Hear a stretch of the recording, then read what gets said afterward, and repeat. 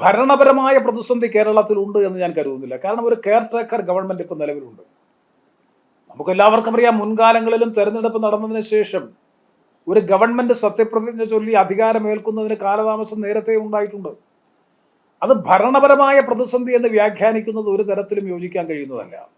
കാരണം ഇവിടെ ഒരു കെയർ ടേക്കർ ഗവൺമെന്റ് ഉണ്ട്, സംസ്ഥാന ഭരണ സംവിധാനം നിലനിൽക്കുന്നുണ്ട്, അത് ഫോർമലായി ഫംഗ്ഷൻ ചെയ്യുന്നതിന് ഒരു സാങ്കേതികമായിട്ടുള്ള ബുദ്ധിമുട്ടുമില്ല. പക്ഷെ രാഷ്ട്രീയ അനിശ്ചിതത്വം നിലനിൽക്കുന്നു. അത് ഞാൻ 100% അംഗീകരിക്കുന്നു. രാഷ്ട്രീയമായ ഒരു പൊളിറ്റിക്കൽ അൺസർട്ടനിറ്റി എന്തിനെ സംബന്ധിച്ച്, കേരളത്തിന്റെ മുഖ്യമന്ത്രിയെ സംബന്ധിച്ചും മുഖ്യമന്ത്രിയാണല്ലോ ഗവൺമെന്റിന് നേതൃത്വം കൊടുക്കുന്നത്. അപ്പൊ ഗവൺമെന്റിനെ സംബന്ധിച്ച് ഒരു അനിശ്ചിതത്വം രാഷ്ട്രീയമായി നിലനിൽക്കുന്നു എന്നുള്ളതാണ് പരിഹരിക്കപ്പെടേണ്ടത്. അത് രാഷ്ട്രീയമായി UDF-നെ സംബന്ധിച്ചിടത്തോളം ഗുണകരമാകില്ല. അതുകൊണ്ടാണ് ഞങ്ങൾ ആവശ്യപ്പെടുന്നത്, ഇനിയും കാലതാമസം കൂടാതെ എത്രയും പെട്ടെന്ന് ലെജിസ്ലേറ്റീവ് പാർട്ടി ലീഡറെയും അതുവഴി മുഖ്യമന്ത്രിയെയും തീരുമാനിച്ച് പുതിയ ഗവൺമെന്റ് എത്രയും പെട്ടെന്ന് സത്യപ്രതിജ്ഞ ചെയ്ത് അധികാരത്തിലെത്തണം. അതുവരെയുള്ള കാലതാമസം ഭരണപരമായിട്ടുള്ള അനിശ്ചിതത്വം എന്ന് വിശേഷിപ്പിക്കാൻ കഴിയില്ല, പ്രതിസന്ധി എന്ന് വിശേഷിപ്പിക്കാൻ കഴിയില്ല.